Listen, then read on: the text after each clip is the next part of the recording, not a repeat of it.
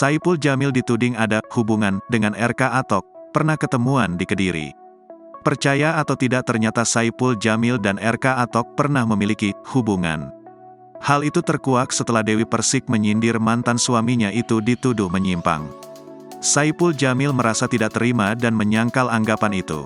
Dewi Persik merasa senasib dengan selebgram Melisa Zara yang belakangan viral karena suaminya, RK Atok dituduh menyimpang. Bang Ipul meminta mantan istrinya itu untuk tidak menyebar fitnah.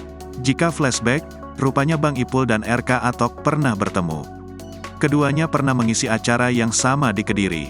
Kala itu terlihat Saipul Jamil dan Atok ada di acara yang sama di ajang dangdut Kediri.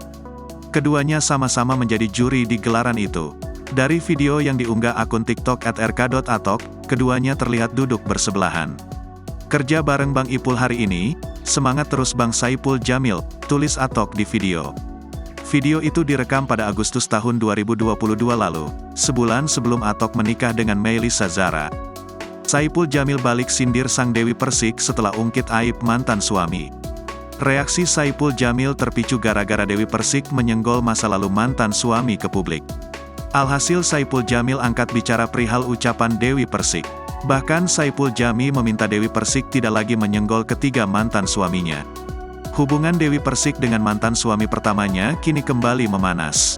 Dewi Persik merasa tak terima mantan suami pertamanya itu memberikan saran, hingga mengungkit aib masa lalu mantannya tersebut.